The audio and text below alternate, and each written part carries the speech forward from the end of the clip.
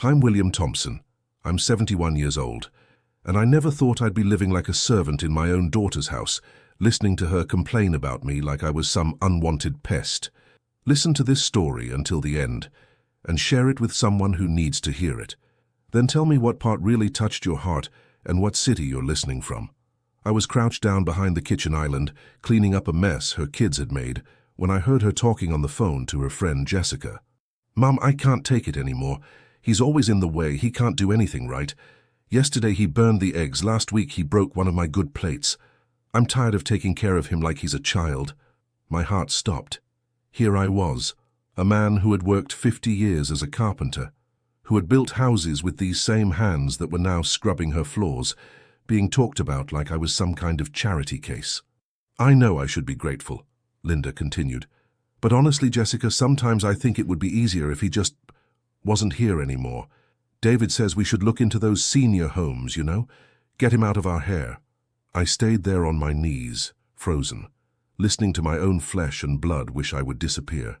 The woman I had raised, fed, clothed, put through college, was talking about me like I was garbage she wanted to throw away. You want to know how I ended up here? Living in my daughter's house, cleaning her floors, being treated like hired help? It's a story that started 2 years ago when my world fell apart in the span of 1 week. My wife, Eleanor, God rest her soul, had been sick for months. Cancer. We fought it together for 1.5 years, spent every penny we had on treatments, sold everything we could sell. But in the end, the cancer won. Eleanor died on a Tuesday morning in March, holding my hand, telling me she loved me. I thought losing my wife was the worst thing that could happen to me. I was wrong. 3 days after Eleanor's funeral, while I was still trying to figure out how to live without the woman I'd loved for 45 years, I got a call from the bank. "Mr. Thompson, we need to discuss your mortgage situation." Turns out all those medical bills, all those treatments we'd paid for, had drained not just our savings, but I'd fallen behind on the house payments. The house Eleanor and I had bought when we were newlyweds, where we'd raised our children, where we'd planned to grow old together. The bank was foreclosing. I had 30 days to come up with $47,000 or lose everything. I called Linda immediately. She was my only child, a successful real estate agent, married to David, who worked in finance. They had a big house in the suburbs, 2 kids, seemed to have everything going for them. "Dad, that's terrible," she said when I told her about the foreclosure. "But honestly, that old house is too big for you anyway. Why don't you come stay with us for a while, just until you get back on your feet?" At the time, it seemed like a blessing, my daughter opening her home to me in my darkest hour. I thought it was love. I thought it was family taking care of family. I was so naive. I moved in with Linda and David 6 months ago, bringing only 2 suitcases and a box of photos. Everything else, the furniture Eleanor and I had collected over the decades, the tools I'd used to build our life, the memories stored in every corner of that house, all of it was sold or thrown away. "Don't worry, Dad," Linda said as we watched strangers carry away Eleanor's china cabinet. "You're starting fresh. This is good for you." Starting fresh. At 71 years old, after losing my wife and my home, I was supposed to be grateful for starting fresh. The first month wasn't too bad. Linda set me up in the guest room, and I tried to be helpful around the house. I'd cook breakfast for the kids, help with yard work, fix little things that were broken. I thought I was contributing, being useful. But slowly, things started to change. Linda began making comments about how I loaded the dishwasher wrong, how I folded the laundry incorrectly, how I was using too much electricity by keeping a light on in my room. "Dad, you need to be more careful," she'd say. "This isn't your house. You can't just do whatever you want." It stung, but I understood. It was her house, her rules. I tried to adapt. Then came the chores. At first, Linda would ask nicely, "Dad, would you mind vacuuming the living room? Or could you clean the bathroom upstairs?" I didn't mind helping out. I wanted to earn my keep, but the requests became demands. The tone became sharper, and the chores became more demeaning. "The floor in the kitchen is dirty again," she'd say, not asking, just stating a fact that somehow became my responsibility to fix. That's how I ended up on my hands and knees every morning, scrubbing floors like a maid, while my daughter complained to her friends about what a burden I was. The worst part wasn't the physical work. At 71, my knees ache and my back protests. but I've been working with my hands my whole life. The worst part was the way she looked at me, like I was an inconvenience, a problem to be solved, not her father who had sacrificed everything for her. I remember when Linda was 7 years old, she fell off her bike and scraped her knee badly. She came running to me, crying, blood running down her leg. I scooped her up, cleaned her wound, put a bandage on it, and told her everything would be okay. "You're the best daddy in the whole world," she said, hugging my neck. Now that same little girl was on the phone saying she wished I would disappear. After I finished cleaning the kitchen floor that day, I went to my room, the guest room that I was constantly reminded wasn't really mine, and sat on the bed. I looked at the one photo I had of Eleanor and me on our wedding day, and I started to cry. Not just because I missed my wife, though God knows I did. I cried because I realized I had become exactly what Linda said I was, a burden. An old man with nowhere to go, dependent on the charity of a daughter who clearly didn't want me there. But you know what? Sitting there in that room, feeling sorry for myself, I remembered something Eleanor used to say when times got tough. "William, you're not dead yet. As long as you're breathing, you can change your situation." Eleanor was right. I wasn't dead. I was 71, not 91. I had skills, experience, a lifetime of knowledge. I had built houses, fixed cars, solved problems for 5 decades. Surely I could solve this one. That night I made a decision.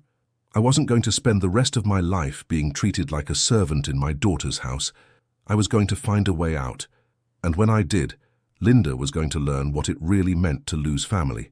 The next morning, while Linda was at work and the kids were at school, I started making phone calls. I called old friends, former colleagues, anyone who might know of work for a man my age. Most of the calls were dead ends. "Sorry, Bill, but you know how it is. Companies don't want to hire guys our age." But on the 5th call, I reached my old friend, Frank Martinez. Frank and I had worked construction together for 20 years before he started his own handyman business. "Bill, how are you holding up, buddy?" he said when he heard my voice. I told him everything, about Eleanor, about losing the house, about living with Linda, and feeling like a burden. "Jesus, Bill, I had no idea," Frank said. "Listen, I've got more work than I can handle these days. Small jobs, mostly. Fixing decks, installing cabinets, basic repairs. The pay isn't great, but it's honest work. You interested?" For the first time in months, I felt hope. "Frank, I'd be very interested. Can you start Monday?" "I'll be there." I didn't tell Linda about the job right away. I wanted to make sure it would work out first. Monday morning I told her I was going for a walk, and instead I met Frank at a house where we were replacing a kitchen faucet.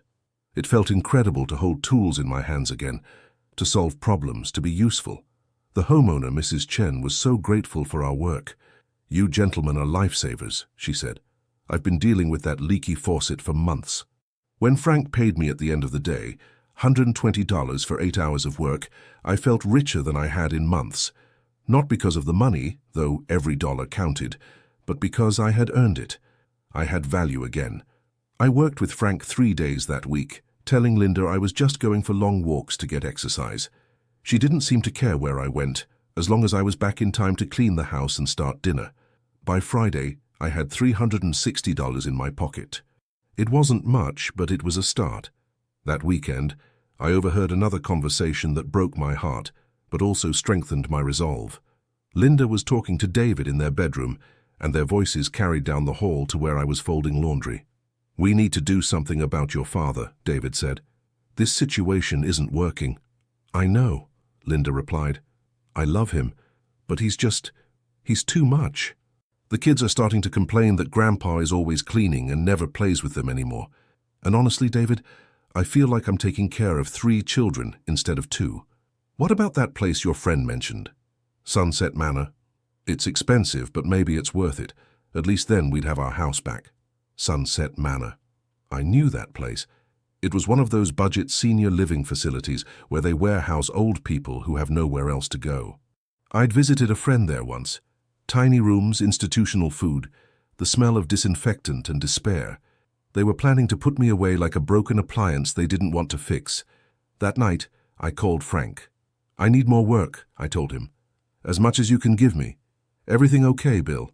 I'll explain later. Can you keep me busy 5 days a week?" "Absolutely. I've got a big deck project starting Monday. Could use your help for the next month at least. Perfect. I had a month to save enough money to get out of Linda's house and show her what it meant to take family for granted. The next 4 weeks were the hardest of my life, but also the most determined I'd felt in years. Every morning I'd wake up at 5 a.m., clean Linda's house, prepare breakfast for everyone, and then sneak out to work with Frank. I'd work construction all day, carrying lumber, operating power tools, doing the physical work that men half my age struggled with. Then I'd come home, clean up, and spend the evening doing more chores for Linda, all while pretending I'd just been out for a walk. My body ached constantly. My hands were covered in cuts and calluses. My back screamed every morning when I got out of bed. But I kept going because I had a goal. Every night I'd count the money I'd earned and add it to the growing stack of bills hidden in my sock drawer. $120 here, $150 there. Slowly, painfully, it was adding up. During this time, Linda's treatment of me got worse. Maybe it was because she and David had already decided to get rid of me, so she felt free to show her true feelings.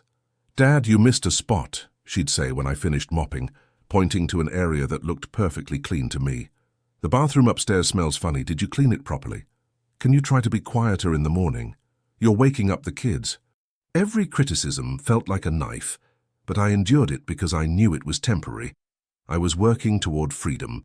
The breaking point came on a Thursday evening in my 4th week of secret work. I had just finished a particularly difficult job with Frank, installing a new deck for a family whose old one had rotted through. It was satisfying work, and the family was so appreciative. "Mr. Thompson, this is beautiful," the wife had said, running her hand along the smooth railing I'd built. "You're an artist. An artist. When was the last time someone had complimented my work instead of criticizing it?" I came home that evening feeling good about myself for the first time in months. I was tired but proud, dirty but accomplished. I had earned $180 that day, bringing my total savings to just over $2,800. I walked into Linda's house through the back door, planning to clean up and start dinner, when I heard voices in the living room. Linda was there with David and another man I didn't recognize. "Mr. and Mrs. Patterson," the stranger was saying, "Sunset Manor really is the best option for seniors who need a little extra care. We have 24-hour staff, organized activities, and your father would have his own room." My blood ran cold. They weren't just talking about putting me in a home. They had already called someone to arrange it. "The monthly fee is $3,200, the man continued. "But I think you'll find it's worth it for the peace of mind. Many families tell us they wish they'd made this decision sooner." "When could he move in?" David asked. "We have an opening next Monday. I could have the paperwork ready by tomorrow." Next Monday. In 4 days, they were planning to ship me off to a nursing home like I was a piece of furniture they were tired of looking at. I stood in the kitchen, still in my work clothes, covered in sawdust and sweat, listening to my daughter plan to throw me away. "I think it's for the best," Linda was saying. "Dad's been difficult lately. He seems depressed, and I don't think living here is good for him either." Difficult, depressed. I was working 10 hours a day to try to escape their charity, and they thought I was the problem. That's when I made my decision. I wasn't going to wait until I had enough money for a perfect plan. I was leaving now, tonight, before they could ship me off to die in some institutional warehouse. I quietly went to my room and packed my 2 suitcases. Everything I owned in the world fit into 2 bags, some clothes, a few photos, my work tools, and the $2,800 I'd saved. I wrote a note and left it on the bed. "Linda and David, I heard your conversation with the man from Sunset Manor. Don't worry about the paperwork. I won't be needing it. I'm leaving tonight. You'll have your house back just like you wanted. Don't try to find me, Dad." I was about to walk out the door when I heard my grandson Jake's voice from upstairs. "Grandpa, are you home?" Jake was 8 years old, the same age Linda had been when she fell off her bike and called me the best daddy in the world. He was the one bright spot in that house, the only person who seemed genuinely happy to see me. I couldn't leave without saying goodbye. I went upstairs and found Jake in his room working on a puzzle. "Hey, buddy," I said, sitting on his bed. "Grandpa, I was waiting for you. Mom said you went for another long walk. You've been walking a lot lately." "Yeah, I have been." I looked at this sweet boy trying to figure out how to say goodbye without breaking his heart. "Jake, I need to tell you something. I'm going to be going away for a while." His face fell. Where are you going? Are you coming back? I don't know, buddy, but I want you to remember something, okay? Your grandpa loves you very much, and no matter where I am, I'll always love you. But why do you have to go? Did I do something wrong? No, Jake. You didn't do anything wrong. You're perfect. This is about grown-up stuff that you don't need to worry about. I hugged him tight, memorizing the feeling of his small arms around my neck. Be good for your mom and dad, okay? And remember that your grandpa thinks you're the best boy in the whole world. I love you, Grandpa. I love you too, Jake. More than you'll ever know. That was the hardest part of leaving. Walking away from that little boy who had never treated me like a burden, who had never made me feel unwanted. I left Linda's house at 9:30 that night, carrying my 2 suitcases and walking toward downtown. I didn't have a plan beyond getting away from people who saw me as a problem to be solved. I walked for about an hour until I found a cheap motel, the kind of place that rents rooms by the week and doesn't ask too many questions. The clerk, a tired-looking woman in her 50s, took my $200 for a week's rent and handed me a key. Room 127, she said. Ice machines at the end of the hall. Checkouts at 11. The room was small and smelled like cigarettes and industrial cleaner, but it was mine. For the first time in 6 months, I was in a space where no one could tell me I was doing something wrong, where no one was planning to get rid of me. I sat on the bed and called Frank. Bill, it's kind of late, buddy. Everything okay? Frank, I need to ask you a favor. Can I work full-time starting tomorrow? And do you know anywhere cheap I can rent a room? What happened? Did something happen with your daughter? I told him everything, about the nursing home plan, about leaving, about needing to start over at 71 years old. Jesus, Bill, I'm sorry. Listen, my cousin Rosa has a garage apartment she rents out. It's not fancy, but it's clean and cheap. $600 a month, utilities included. You interested? Very interested. I'll call her tonight. And Bill? Don't worry about work. I've got enough projects to keep you busy for months. We'll figure this out. For the second time that day, I felt what it was like to have someone treat me with respect and kindness. Frank didn't see me as a burden. He saw me as a skilled worker and a friend.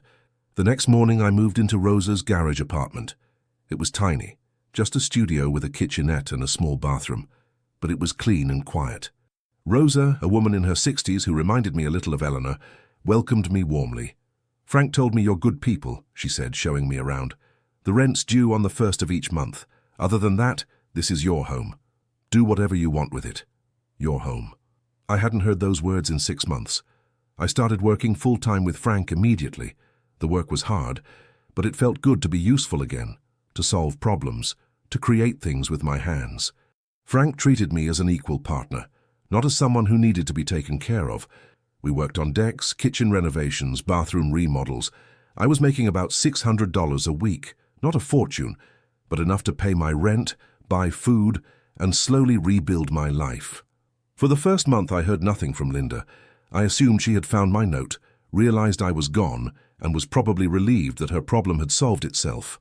I was wrong. 5 weeks after I left, Frank and I were working on a bathroom renovation when my phone rang. It was a number I didn't recognize. Hello? Dad? Dad, is this you? It was Linda, and she sounded frantic. Hello, Linda. Dad, where are you? We've been looking for you everywhere. We called the police. We've been driving around the city. We thought something terrible had happened to you. I'm fine, Linda. I left you a note. I know I found the note, but Dad, you can't just disappear like that. We were worried sick. Worried sick. The same daughter who had been planning to ship me off to a nursing home was now claiming to be worried about me. What do you want, Linda? I want you to come home, Dad. This is crazy. You're 71 years old. You can't just be living on your own somewhere. What if something happens to you? I'm managing just fine. Where are you staying? Are you safe? Do you have enough money for food? The concern in her voice sounded genuine, but I remembered the conversation I'd overheard about Sunset Manor. Linda, why do you care? Last I heard, you thought I was a burden and you wanted me gone. There was a long silence. Dad, what are you talking about? I heard you, Linda, on the phone with Jessica, talking about how you wished I would just disappear. I heard you and David planning to put me in that nursing home. Another silence, longer this time. When she spoke again, her voice was small. Dad, I didn't know you heard that. So you don't deny it. Dad, please, can we talk about this in person? Can I come see you? No, Linda, I'm done being your charity case. I'm done cleaning your floors and being treated like hired help. I'm done being a burden. Dad, you were never a burden. I was stressed and I said things I didn't mean. You meant them, Linda, and you know what? You were right. I was a burden. But I'm not anymore. I have a job, I have a place to live, and I have my dignity back. You have a job? Dad, what kind of job? The same kind of job I had for 50 years before you were born. I'm a carpenter, Linda. I build things, I fix things, I solve problems. I'm good at what I do. But Dad, you're 71. So what? I'm 71, not dead. I can still work, I can still take care of myself, and I can still contribute something to this world besides being someone's problem to solve. I could hear her crying on the other end of the phone. Dad, please. I'm sorry. I'm so sorry for how I treated you. Please come home. That was never my home, Linda. It was your house, and you made sure I knew the difference every single day. Dad. Linda, I need to go. I'm at work and I have a job to finish. Wait. Dad, can I call you again? Can we please talk more? I thought about it. Part of me wanted to hang up and never speak to her again. But another part of me, the part that remembered the little girl who used to call me the best daddy in the world, wasn't ready to give up completely. You can call, I said. But Linda, I'm not coming back to be your burden. If you want a relationship with me, it's going to be as equals, not as someone you're doing a favor for. I understand. Dad, I love you. I love you too, Linda. But love isn't enough anymore. Respect matters too. I hung up and went back to work, but my hands were shaking. Talking to Linda had brought up all the hurt and anger I'd been trying to push down for the past month. Frank noticed. You okay, Bill? That was my daughter, first time she's called since I left. How do you feel about that? Confused. Part of me wants to forgive her and try again. Part of me thinks she's only calling because she feels guilty. Frank set down his tools and looked at me seriously. Bill, I've known you for 20 years. You're one of the most generous, forgiving people I've ever met. But you know what? Sometimes people need to earn forgiveness. Sometimes they need to prove they've really changed. What do you mean? I mean, don't make it easy for her. If she wants you back in her life, make her work for it. Make her show you that she understands what she did wrong and that she's willing to do better. Frank was right. I had spent 6 months making it easy for Linda to treat me badly. If we were going to have a relationship, she needed to prove that things would be different. Linda called again 3 days later. This time she sounded calmer, more thoughtful. Dad, I've been thinking about our conversation. You're right. I did treat you badly, and I'm ashamed of myself. Go on. I keep thinking about when I was little, and you would fix everything for me. When I broke my bike, you fixed it. When I was scared of the dark, you bought me a nightlight. When I needed help with homework, you sat with me for hours until I understood. I remember. You were always there for me, Dad. Always. And when you needed me, when you lost Mom in the house and had nowhere to go, I failed you. I made you feel unwanted in my home when you should have felt loved and respected. I could hear the genuine regret in her voice, but I wasn't ready to forgive yet. Linda, why are you telling me this now? What changed? Jake changed it. After you left, he kept asking where Grandpa went. He was so sad, Dad. He said you told him you loved him, but you had to go away because of grown-up stuff. My heart ached thinking about Jake. How is he? He misses you terribly. But Dad, when I was trying to explain to him why you left, I realized I couldn't give him a good answer. I couldn't tell an 8-year-old that Mommy made Grandpa feel so unwanted that he had to leave. And I realized that if I couldn't explain my behavior to my son, then my behavior was wrong. Really wrong. That was the first thing Linda had said that gave me hope. She wasn't just sorry she got caught or sorry I left. She was sorry for what she had done. Linda, I appreciate you saying that, but words are easy. If you really want to make things right, you need to show me, not just tell me. What do you mean? What can I do? I don't know yet. But Linda, I'm not the same man who left your house 5 weeks ago. I'm not desperate anymore. I'm not dependent on anyone's charity. If you want me in your life, it has to be because you value me, not because you feel obligated to take care of me. I do value you, Dad. I always did. I lost sight of it. Then prove it. We talked for another few minutes, and when I hung up, I felt something I hadn't felt in months. Hope that maybe, just maybe, my relationship with my daughter could be salvaged. But I wasn't going to make it easy for her. Frank was right. She needed to earn my forgiveness. Over the next 2 weeks, Linda called me every few days. She would ask about my work, about where I was living, about how I was taking care of myself. At first, her questions felt intrusive, like she still saw me as someone who couldn't manage on his own. But gradually, the tone changed. She started asking about my projects with Frank, about the people we were working for, about the satisfaction I was getting from the work. She began to sound genuinely interested in my life, not just worried about my welfare. "Dad, Frank sounds like a really good friend," she said during one call. "He is. He's treated me with more respect in the past 2 months than I felt in 6 months at your house. That hurts to hear, but I deserve it. Dad, I want to ask you something, and I want you to be honest with me." "Okay. Do you think you could ever forgive me? Not now necessarily, but someday." I thought about it carefully.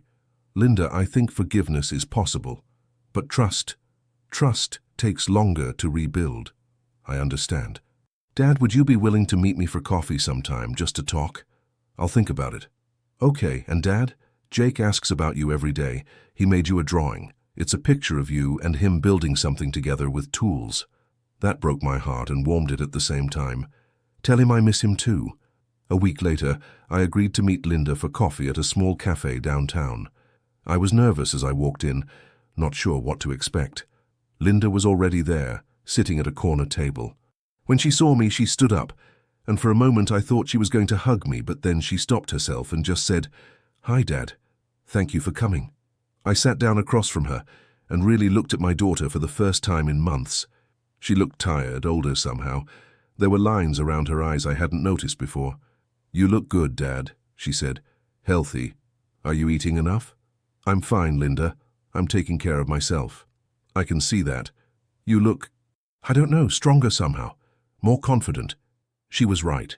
The past 2 months of working with Frank, of living independently, of proving to myself that I could still be useful and self-sufficient, had changed me. I felt like myself again for the first time since Eleanor died. "Linda, why did you want to meet?" She took a deep breath. "Because I owe you more than an apology over the phone. Dad, I was horrible to you. I treated you like a servant, like a burden, like someone I was doing a favor for instead of my father, who had sacrificed everything for me. Yes, you did. I keep thinking about all the times you helped me when I was growing up, all the times you put my needs before your own. When I wanted to go to that expensive college, you worked overtime for 2 years to pay for it. When I got married, you gave me $10,000 for the wedding, even though I knew you couldn't really afford it. You were my daughter. That's what fathers do. But when you needed me, when you lost Mom and the house and had nowhere to go, I made you feel like a charity case. I made you scrub my floors and clean my toilets while I complained about you to my friends. Hearing her acknowledge what she had done, hearing her take full responsibility without making excuses, meant more to me than I had expected. Linda, why did you treat me that way? I need to understand." She was quiet for a long time, staring into her coffee cup. I think I was angry. Angry at me. For what? Not at you, exactly. At the situation. When Mom died and you lost the house, it forced me to confront the fact that you weren't invincible anymore, that you were getting older, that someday I might lose you too. So you decided to push me away first. Maybe. And I think I was also angry at myself for not being more successful, for not being able to just write you a check for $47,000 and solve your problems. David and I have a nice house and good jobs, but we're not rich. We couldn't just make your problems disappear. I never asked you to solve my problems, Linda. I just needed a place to stay while I figured things out. I know, but instead of treating you like family, I treated you like a burden, because that's how I felt about the whole situation. Burdened. And I took it out on you. That doesn't excuse how you treated me. No, it doesn't. Nothing excuses it. Dad, I'm ashamed of myself. I'm ashamed that I let my own stress and fear turn me into someone who could treat her father like hired help. We sat in silence for a few minutes. I could see that Linda was genuinely remorseful, that she understood the depth of what she had done. But I still wasn't ready to just forgive and forget. "Linda, what do you want from me now?" "I want another chance. I want to be the daughter you deserve, the daughter you raised me to be. I want Jake to know his grandfather, and I want to know the man you've become since you left my house." "What do you mean, the man I've become?" "Dad, when you lived with us, you seemed diminished somehow. sad, defeated. But sitting here with you now, you seem like yourself again. You seem proud and strong and confident. I want to know that version of you. That version of me never went anywhere, Linda. You just made him feel unwelcome. I know. And I'm sorry. Dad, will you give me a chance to do better?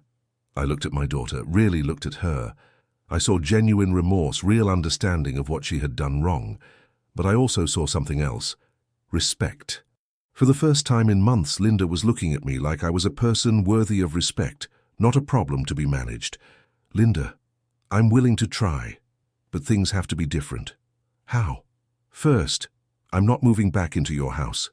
I have my own place now, my own life. If we're going to have a relationship, it's going to be as two independent adults, not as someone you're taking care of. I understand. Second, I have a job that I'm good at and that I enjoy. I'm not retiring just because I'm 71. I'm going to keep working as long as I'm able. That's wonderful, Dad. I'm proud of you for that.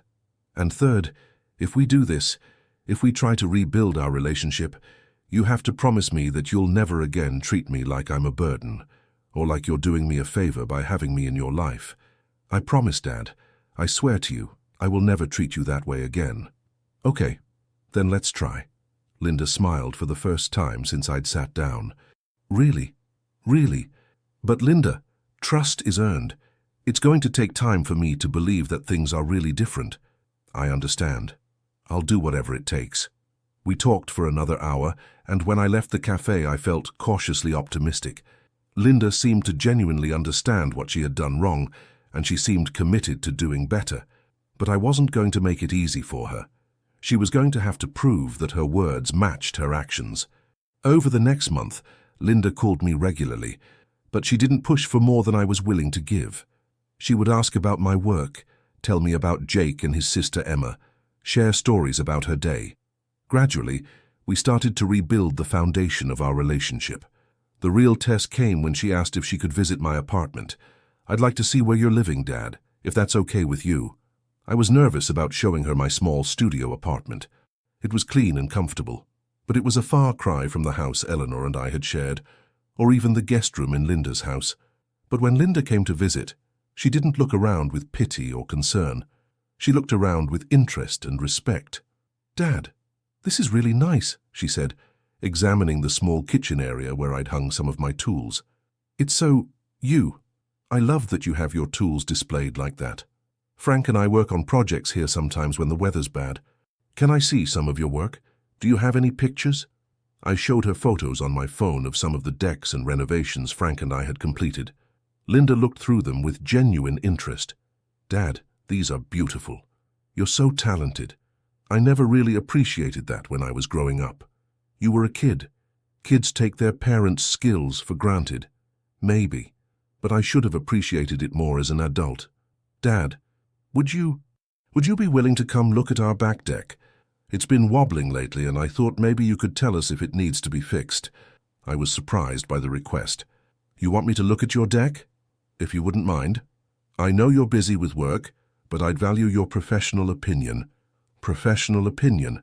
She was asking for my expertise, not my charity. I could take a look this weekend. That would be wonderful. And Dad, Jake would love to see you. He's been asking about you constantly. The following Saturday, I drove to Linda's house for the first time since I'd left 3 months earlier. It felt strange walking up to the front door, but this time I was coming as a guest, not as someone who lived there.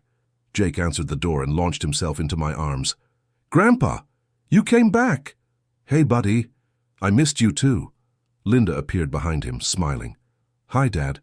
Thank you for coming. The house looked the same, but it felt different. Maybe because I was different. I wasn't the defeated, dependent man who had left here 3 months ago. I was a working man with my own place and my own life, coming to visit family. Can I show you the deck? Linda asked. We went out to the backyard, and I immediately saw the problem. Several of the support posts were loose and some of the boards were starting to warp. This needs some work, I told her. It's not dangerous yet, but it will be if you don't fix it soon. Could you fix it? I mean, could Frank's company fix it? I'd pay you, of course. You want to hire me to fix your deck? If you're available. I know you're busy, but I'd rather hire someone I trust. Someone I trust. Not someone I'm doing a favor for, but someone I trust. I'll talk to Frank. We could probably do it next weekend. That would be great. What do you think it would cost? I gave her an estimate based on materials and labor, the same price Frank and I would charge any customer. That sounds fair, Linda said.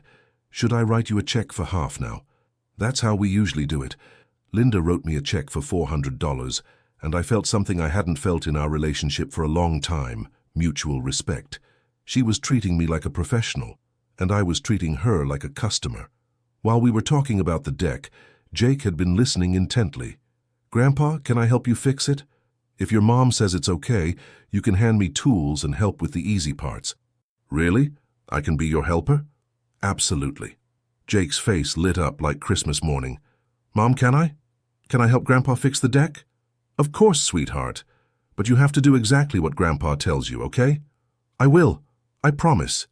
The following weekend, Frank and I came to fix Linda's deck.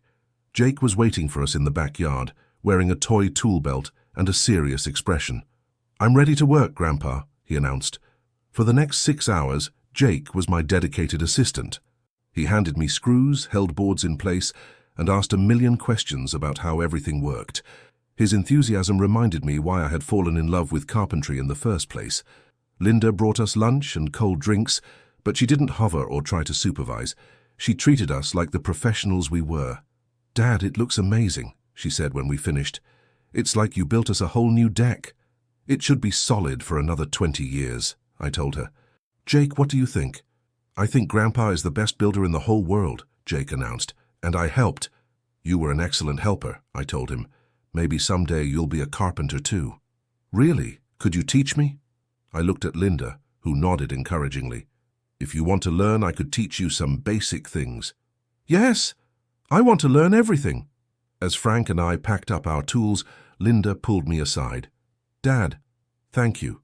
Not just for fixing the deck, but for including Jake. He's been talking about this all week. He's a good kid, Linda. You're raising him right. I'm trying. Dad, can I ask you something? Sure. Would you like to stay for dinner? Nothing fancy, just burgers on the grill. Jake would love it, and so would I. I thought about it. 3 months ago, I would have been expected to cook dinner for everyone. Now I was being invited as a guest. I'd like that. Dinner was the most relaxed time I'd spent in that house since I'd moved in almost a year earlier. We talked about Jake's school, about Emma's soccer team, about my work with Frank. Linda asked intelligent questions about carpentry and seemed genuinely interested in my answers. David, who had been quiet during most of my previous stay, was friendly and engaging. Bill, Linda told me you've been doing some amazing renovation work. I'd love to see some pictures. I showed him photos of our recent projects, and he was genuinely impressed. This is incredible craftsmanship. You know, we've been thinking about renovating our kitchen. Would you and Frank be interested in giving us an estimate? We could take a look, I said. After dinner, Jake asked if I could read him a bedtime story. Like you used to when I was little, he said. You're still little, I told him, which made him giggle. As I read to Jake, I felt a contentment I hadn't experienced in a long time. This was what family was supposed to feel like. Not obligation or burden, but love and respect and mutual enjoyment of each other's company. When I was getting ready to leave, Linda walked me to my car. Dad, thank you for today, for all of it. Thank you for inviting me. Dad, I know I have a lot of work to do to earn back your trust. But I want you to know that having you here today, seeing you with Jake, seeing how proud and confident you are, it reminded me of the father I grew up with.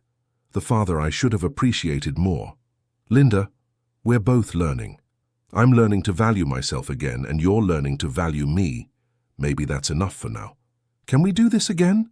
Maybe next weekend you could come for Sunday dinner. I'd like that. As I drove home to my small apartment, I reflected on how much had changed in just a few months. I had gone from being a burden in my daughter's house to being a respected professional and beloved grandfather. The difference wasn't just in how Linda treated me, it was in how I saw myself. Over the next several weeks, Linda and I continued to rebuild our relationship. She hired Frank and me to renovate her kitchen, and the project gave us many opportunities to spend time together as equals rather than as caregiver and dependent. Jake became my regular weekend assistant, and I started teaching him basic woodworking skills. Linda bought him a real tool set, child-sized but functional, and set up a small workbench in their garage where we could work on projects together. "Grandpa, look what I made," Jake would say, showing me a birdhouse or a simple box he'd built with minimal help. "That's excellent work, buddy. You're a natural." The transformation in our family dynamic was remarkable. Instead of being the old man they had to take care of, I became the skilled craftsman they could learn from. Instead of being a burden, I became a resource. But the real change was in Linda herself. She started asking me for advice, not just about home repairs, but about life decisions, about raising her children, about managing her career. "Dad, I'm thinking about starting my own real estate agency," she told me one Sunday over dinner. "What do you think?" "Tell me about your business plan," I said. We spent an hour discussing the pros and cons, the financial requirements, the risks and rewards. Linda listened to my advice with the same respect she would have given to any experienced businessman. "You know, Dad, I never realized how much business wisdom you had. All those years running your carpentry business, managing employees, dealing with customers, I never appreciated that you were an entrepreneur. I was just doing what I had to do to support my family. But that's exactly what entrepreneurship is. You saw a need, developed skills to meet that need, and built a successful business around it. That's impressive."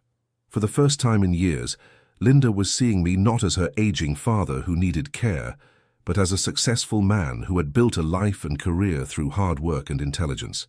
6 months after I had left Linda's house, she asked me a question that surprised me.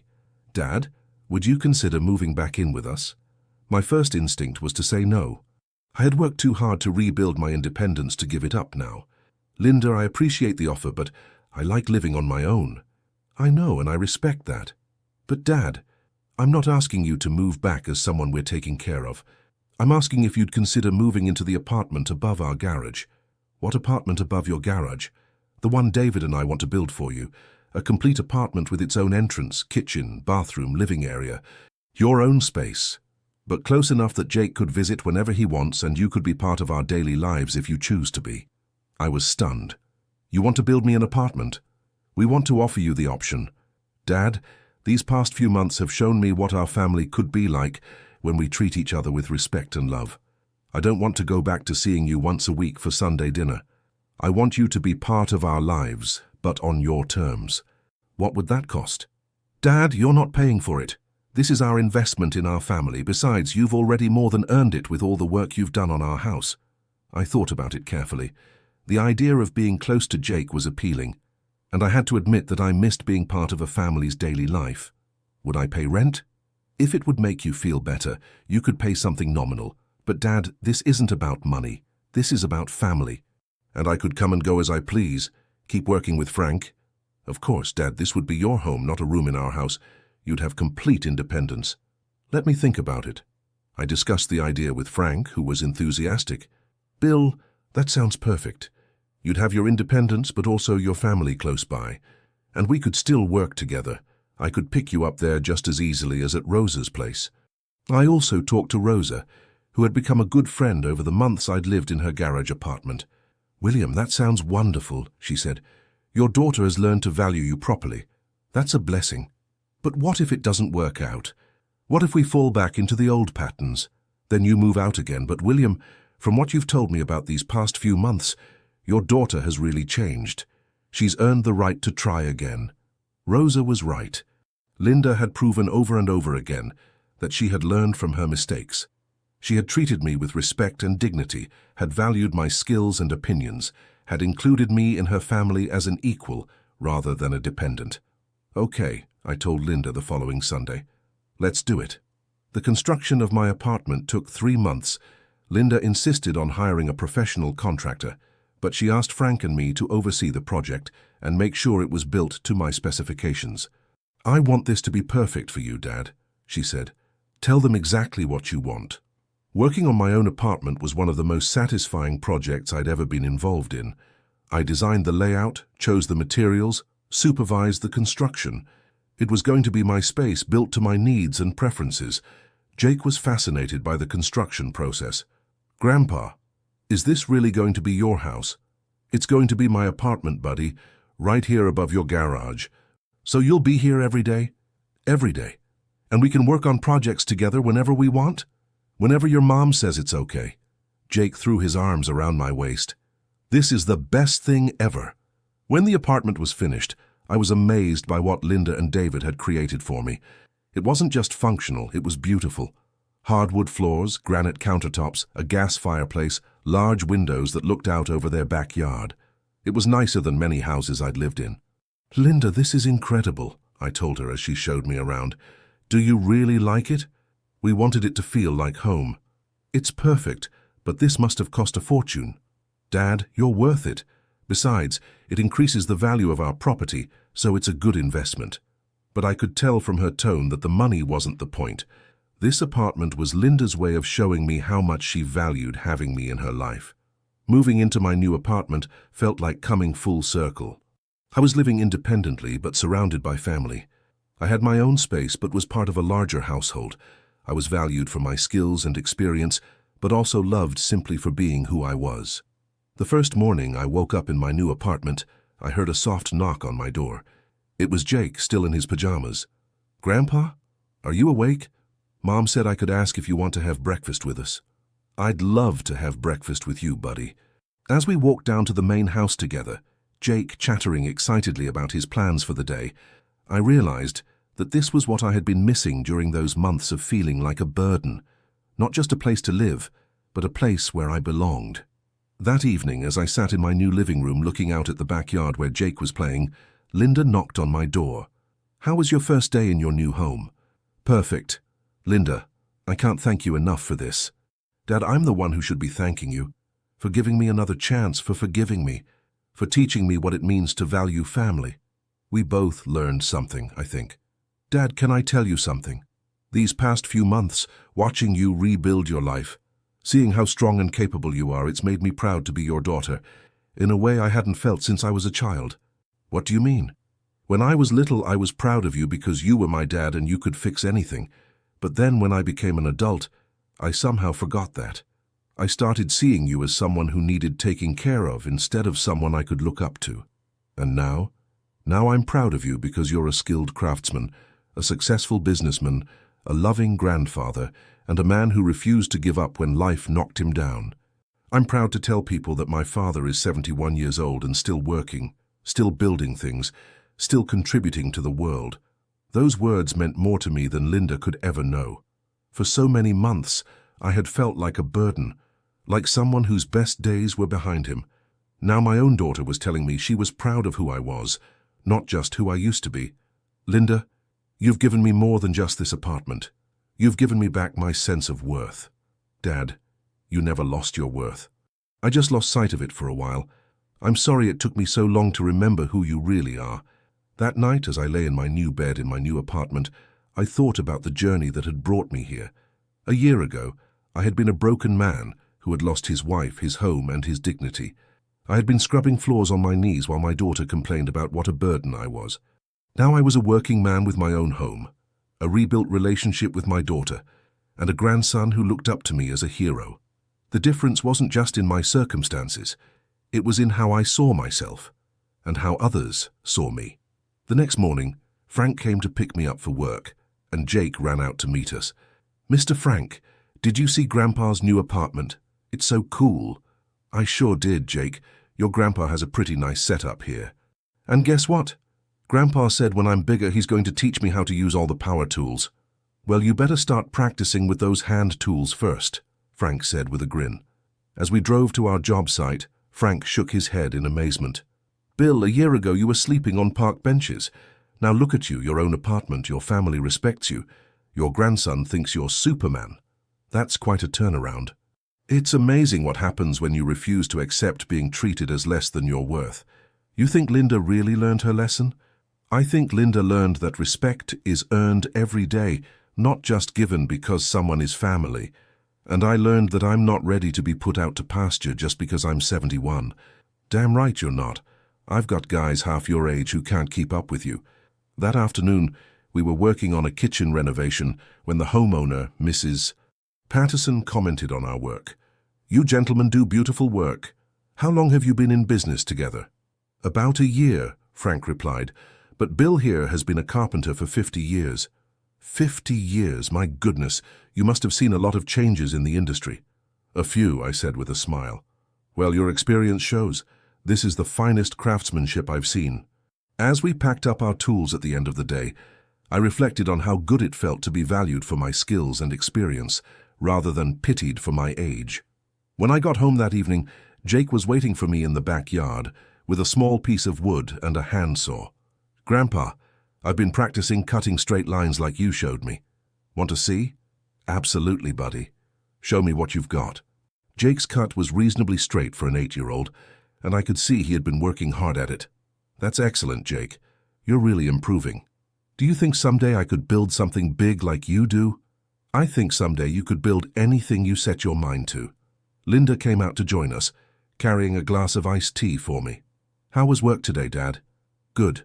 We finished the Patterson kitchen. They were very happy with it. I'm not surprised. You do beautiful work. Jake's been practicing his sawing, I told her. He's getting pretty good at it. I can see that. Jake, why don't you go wash up for dinner? Grandpa, would you like to join us? I'd love to. As we walked toward the house, Linda said, Dad, I love watching you with Jake. He adores you. The feeling is mutual. You know, I was thinking about when I was his age. I remember you teaching me how to use tools, how to fix things. I loved those times with you. You were a good student, very patient and careful. I wonder why I stopped appreciating those skills as I got older. People take their parents for granted sometimes. It's natural. Maybe, but it's not right. Dad, I want to make sure Jake never forgets how special his grandfather is. Just let him be a kid, Linda. The appreciation will come naturally if the relationship is good. Like it is now between us? Like it is now between us. That weekend, Linda asked me to help her with a project she was planning. Dad, I want to build a treehouse for Jake and Emma. Nothing fancy, just a simple platform with walls and a roof. Would you be willing to help me design it and build it? You want to build it yourself? I want to learn how. I want Jake to see his mum working with tools, building something with her hands. And I want to spend time working on a project with you. That sounds like a great idea. When do you want to start? How about next weekend? We could plan it out during the week and start building on Saturday. I'll draw up some plans. That week, Linda and I spent several evenings going over the treehouse design. She asked intelligent questions about structural support, materials and construction techniques. It reminded me of the curious little girl who used to watch me work in my garage. Dad, I had forgotten how much I enjoyed learning about building things. Why did I stop being interested in this stuff? Life gets busy. You had school, then college, then career, then family. It's natural to focus on other things. But I wish I had kept it up. There's something satisfying about creating something with your hands. It's not too late to learn. Will you teach me? Really teach me, not just help me with this one project? If you're serious about learning, I'd be happy to teach you. I'm serious. Dad, I want Jake to grow up seeing both his parents as capable, skilled people. I want him to know that his mum can build things too. Saturday morning, Linda, Jake and I started work on the treehouse. I had designed a simple but sturdy structure that would be safe for the kids but challenging enough to be a good learning project for Linda. Okay, Linda, first we need to measure and mark where the support beams will go, I explained. How do we make sure they're level? With this tool called a level, here, let me show you. For the next 8 hours, I taught Linda basic carpentry skills, while Jake helped by handing us tools and holding boards in place. Linda was a quick learner and wasn't afraid to ask questions when she didn't understand something. Dad, this is harder than it looks, she said, after struggling to get a board cut to the right length. Measure twice, cut once, I told her. It's better to take your time and get it right than to rush and waste materials. I can see why you're so good at this. It takes patience and precision. And practice. Lots and lots of practice. By the end of the day, we had the basic frame of the treehouse in place. Linda was sweaty, tired, and had a small cut on her thumb from a rough piece of wood, but she was beaming with pride. I can't believe I helped build this, she said, looking up at our work. You did more than help, I told her. You did most of the work yourself. With excellent instruction. Jake was practically bouncing with excitement. Mom, you're like a real builder now, just like Grandpa. I'm learning to be like Grandpa, Linda said, ruffling his hair. That evening, as we cleaned up our tools, Linda said, Dad, I understand now why you love this work so much. There's something really satisfying about creating something useful with your own hands. That's one of the reasons I wasn't ready to retire. I still get excited about starting a new project. I'm glad you didn't retire. The world needs skilled craftsmen like you. And maybe someday it will need skilled craftswomen like you. Linda laughed. Let's see if I can finish this treehouse first. We completed the treehouse the following weekend. Linda had insisted on doing as much of the work as possible herself, and I was impressed by how quickly she picked up the skills. Dad, I want to show you something, she said as we put the finishing touches on the roof. She pulled out her phone and showed me a photo she had taken of herself using a power drill. In the photo, she looked confident and capable, covered in sawdust but smiling broadly. I posted this on social media, she said. I wanted everyone to know that my 71-year-old father taught me how to build a treehouse. What did people say? They were amazed. Most of them had no idea you were still working, still building things. I got a lot of comments about how lucky I am to have such a skilled and active father. You posted about me on social media? Dad, I'm proud of you. I want people to know what an amazing man my father is. A year earlier, Linda had been embarrassed by having to take care of her aging father. Now she was bragging about my skills and accomplishments on social media. The transformation was remarkable. When Jake and Emma saw the finished treehouse, their excitement was infectious. Mom, Grandpa, this is the best treehouse ever, Emma shouted, climbing up the ladder we had built. Can we sleep out here tonight? Jake asked. If it's okay with your mom, I said. Please, Mom, please, both kids begged.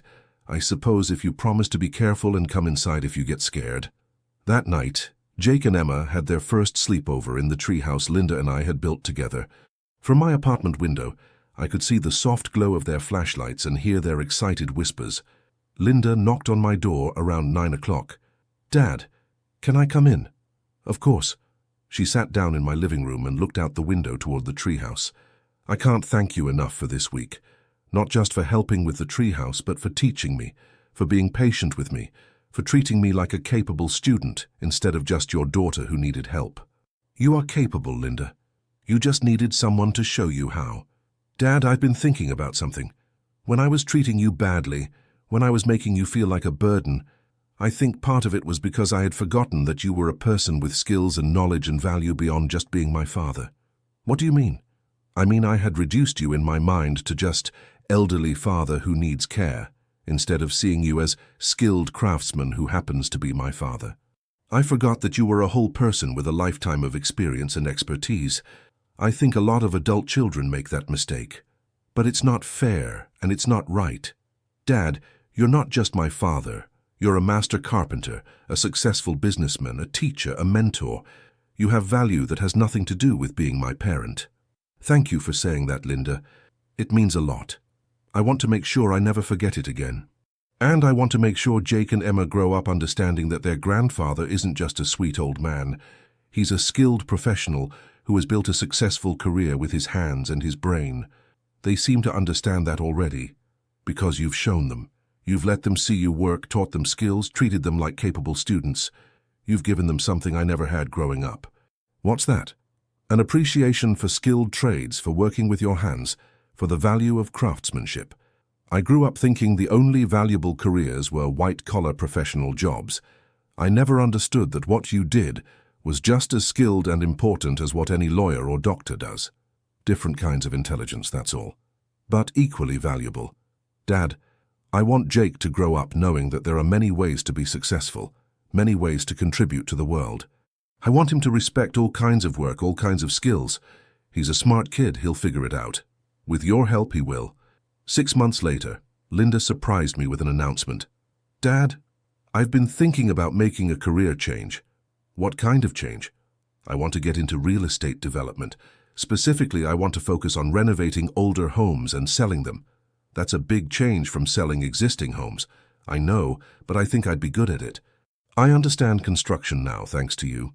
I know quality workmanship when I see it, and I think there's a market for beautifully renovated older homes. It's a good market if you know what you're doing. That's where I was hoping you might come in. Dad, would you consider being my partner? Not just as an investor, but as the construction manager. You'd oversee all the renovation work, make sure it's done right, keep the projects on budget and on schedule. I was stunned. How you want me to be your business partner? I want us to start a company together. Patterson Properties and Construction. You handle the building side, I handle the real estate side. What do you think? Linda, I'm 72 years old. So? You're also the most skilled and knowledgeable construction professional I know. Dad, you could work for another 10 years if you want to. Why not work for yourself instead of for Frank? What does Frank think about this idea? I already talked to him. He thinks it's brilliant. He said he'd be happy to work as a subcontractor for us on the bigger projects. I thought about it carefully. The idea was appealing, working with my daughter as an equal partner, using my skills to build a business, having more control over my work and schedule. What would the partnership look like? 50-50. Equal partners, equal decision-making, equal profit sharing. Dad, I'm not offering you this because you're my father. I'm offering it because you're the best person for the job. Let me think about it. That night I called Frank to get his honest opinion. Bill, I think it's a great opportunity, he said. Linda's smart, she's learned the business from you, and she's got the real estate connections to make it work. Plus, you'd be building something for your family's future. You really think I should do it? I think you'd be crazy not to. Bill, you're not ready to retire, and this way you can work on your own terms with someone who respects your expertise. What about our partnership? Bill, we'll always be friends, and we can still work together on projects. But this is a chance for you to build something bigger. Take it. The next day I told Linda I was interested. Really, Dad? You'll do it? I'll do it. But I have some conditions. Name them. First, we do this right. Proper business plan, legal partnership agreement, clear roles and responsibilities. Absolutely. Second, we start small, one house at a time until we know what we're doing. That makes sense. And third, if it doesn't work out, if we can't work together professionally, we end the business partnership, but we don't let it affect our family relationship. Agreed. Dad, this is going to be amazing. I hope so. 6 months later, Patterson Properties and Construction completed our first project, a 1950s ranch house that we bought for $85,000, renovated for $40,000, and sold for $165,000. It was a modest profit, but it proved that our business model could work. Dad, look at this, Linda said, showing me the closing papers. We made $40,000 profit on our first house. Not bad for beginners. The buyers said it was the most beautiful renovation they'd ever seen. They specifically mentioned the quality of the craftsmanship. Good materials and attention to detail make all the difference. Dad, I think we're going to be very successful together. She was right. Over the next year, we completed 6 more renovations, each one more profitable than the last. Linda proved to be an excellent businesswoman, and I discovered that I enjoyed the challenge of transforming rundown houses into beautiful homes. More importantly, working together as equal partners strengthened our relationship in ways I hadn't expected. Linda valued my expertise and relied on my judgment, while I respected her business acumen and marketing skills.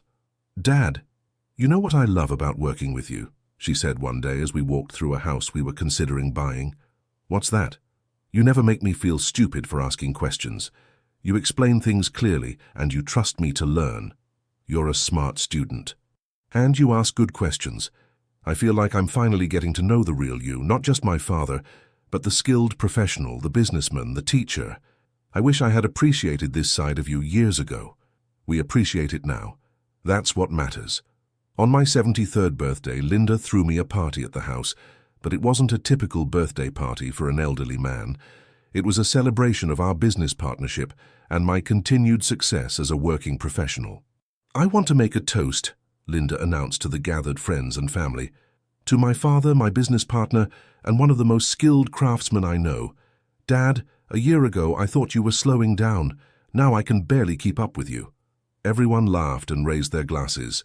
Seriously though, Linda continued, my father has taught me that age is just a number. At 73, he's starting a new business, learning new skills, and showing all of us what it means to never stop growing. I'm proud to be his daughter, and I'm honored to be his partner. As I looked around the room at my family and friends, I realized how much my life had changed in just 2 years. I had gone from being a burden in my daughter's house to being her respected business partner. I had gone from scrubbing floors on my knees to building a successful company with my own hands. But the most important change wasn't in my circumstances, it was in how I saw myself and how others saw me. I was no longer just an elderly man who needed care. I was a skilled professional, a successful businessman, a loving grandfather, and a valued family member. Jake, now 10 years old, had become my regular apprentice on small projects. He could use basic hand tools safely and was learning to read blueprints. "Grandpa," he said as we worked on a small cabinet for his room, "when I grow up, I want to be in business with you and Mom." "That sounds like a great plan, buddy. But first you need to finish school and learn lots of different skills." "I will, and Grandpa, I'm proud that you're my grandfather." "I'm proud to be your grandfather too, Jake." That evening, after the party guests had gone home, Linda and I sat on the deck we had repaired together 2 years earlier. "Dad, can I tell you something?" "Of course. 2 years ago, when you left our house, I thought I had lost you forever. I thought I had damaged our relationship so badly that it could never be repaired." "It was pretty damaged," I admitted. "But now, sitting here with you, working with you every day, seeing how happy and successful you are, I think our relationship is stronger than it's ever been." "I think so too." "Dad, what do you think made the difference? How did we get from there to here?" I thought about it carefully. "I think the difference was that I stopped accepting being treated as less than I was worth, and you learned to see me as more than just your aging father." "You mean you learned to value yourself, and I learned to value you?" "Exactly. And we both learned that respect has to be mutual. I can't demand that you respect me if I don't respect myself, and you can't expect my love if you don't show me respect. I never want to forget that lesson. I don't think you will. You've worked too hard to learn it." As we sat there in comfortable silence, watching the sunset over the backyard, where Jake and Emma were playing in the treehouse we had built together, I reflected on the journey that had brought us to this point. 2 years ago, I had been a broken man scrubbing floors on my knees while my daughter complained about what a burden I was. I had felt useless, unwanted, and forgotten. Now I was a successful businessman, a respected craftsman, a beloved grandfather, and a valued family member.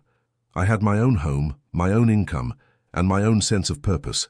But most importantly, I had learned that it's never too late to change your circumstances if you're willing to work for it. It's never too late to demand respect if you're willing to earn it. And it's never too late to rebuild relationships if both people are willing to do the work. Linda had learned that family isn't just about obligation and duty. It's about mutual respect, shared values, and genuine appreciation for each other's gifts and contributions. Together, we had built something beautiful, not just a successful business, but a relationship based on equality, respect, and love. As I got ready to go up to my apartment that night, Linda hugged me goodnight. "Dad, thank you." "For what?" "For not giving up on us, for showing me what I was missing, for teaching me to see you as the amazing man you are instead of just the father I thought I had to take care of. Thank you for learning. Thank you for growing. Thank you for becoming the daughter I always knew you could be." "I love you, Dad." "I love you too, Linda, and I'm proud of the woman you've become." As I climbed the stairs to my apartment, I thought about how much can change when people are willing to see each other clearly, treat each other with respect, and work together toward common goals. I had started this journey as a man who felt like a burden. I was ending it as a man who knew his worth and had a family who appreciated it. And that, I realized, made all the struggle worthwhile. 2 years later, Patterson Properties and Construction had become one of the most respected renovation companies in the city. We had completed over 20 projects, employed 6 full-time workers, and had a waiting list of clients who wanted our services. More importantly, Linda and I had built a relationship based on mutual respect and shared success. We were partners in business and partners in family, supporting each other's dreams and celebrating each other's achievements. Jake, now 12, was already talking about studying architecture so he could join the family business when he grew up. Emma, 10, had surprised us all by showing a real aptitude for design and had started helping Linda with the decorating aspects of our renovations. "Grandpa," Jake said one day as we worked on installing custom cabinets in our latest project, "do you ever think about retiring?" "Why would I retire when I'm having so much fun?" "Mom says you're the hardest working 75-year-old she knows." "Your mom works pretty hard herself." "Yeah, but she's young. You're old."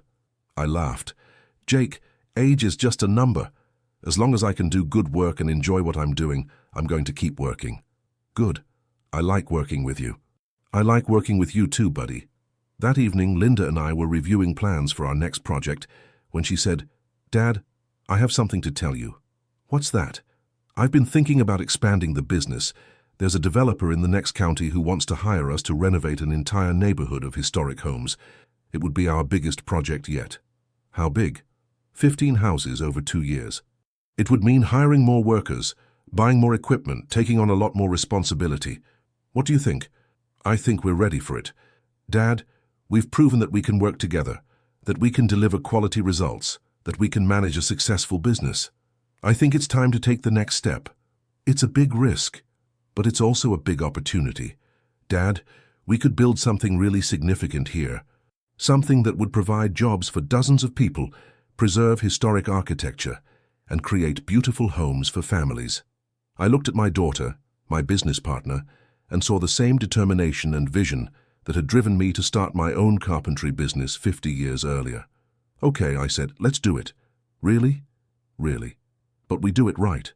We plan carefully, we hire good people, and we don't compromise on quality." "Absolutely. Dad, this is going to be amazing." As I sit here now at 76 years old, looking back on the journey that brought me from scrubbing floors on my knees to running a successful business with my daughter, I'm amazed by how much can change when people are willing to grow and change. I learned that I didn't have to accept being treated as a burden just because I was getting older. I learned that I still had value, still had skills, still had contributions to make to the world. Linda learned that her father wasn't just an aging man who needed care, but a skilled professional with decades of experience and knowledge to share. Together, we learned that family relationships work best when they're based on mutual respect rather than obligation, when people see each other as whole human beings rather than just roles to be filled. The business we built together has been successful beyond our wildest dreams, but more importantly, we built a relationship that honors both of our strengths and contributions. Jake and Emma are growing up seeing their grandfather not as a burden to be cared for, but as a successful businessman and skilled craftsman who continues to contribute and achieve well into his 70s.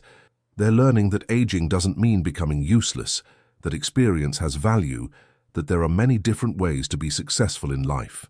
Most importantly, they're learning that family members should treat each other with respect and appreciation, not just love and obligation. When people ask me what advice I would give to other older adults who feel like they're being treated as burdens by their families, I tell them this: don't accept it. You have value that goes beyond your age. You have skills, experience, and wisdom that took decades to develop. Don't let anyone, even family members, treat you as less than your worth. And when people ask me what advice I would give to adult children who are struggling with aging parents, I tell them this: remember that your parents are whole human beings with lifetimes of experience and knowledge. They're not just problems to be solved or burdens to be managed. Look for ways to value their contributions instead of just focusing on their needs. The transformation in my relationship with Linda didn't happen overnight. It took time, effort, and a willingness from both of us to see each other differently. But it was worth every moment of struggle because it gave us something beautiful, a relationship based on mutual respect, shared goals, and genuine appreciation for each other's gifts. Today, as I write this, Linda and I are preparing to break ground on our biggest project yet, the historic neighborhood renovation that will take us 2 years to complete. At 76, I'm embarking on the most ambitious project of my career, working alongside my daughter, who has become not just my business partner, but one of my closest friends. Jake, now 13, will be spending his summer vacation working with us, learning advanced carpentry skills and business principles. Emma, 11, has designed the color schemes for 3 of the houses and is already talking about studying interior design. We're not just renovating houses, we're building a legacy that will last for generations. And it all started because I refused to accept being treated as a burden, and Linda learned to see me as the skilled, valuable person I had always been. Sometimes the best chapters of our lives come after we think the story is over. Sometimes the most meaningful relationships are built on the foundations of the ones that were broken and rebuilt, stronger. I was 71 when I thought my useful life was over. I was wrong. At 76, I'm just getting started.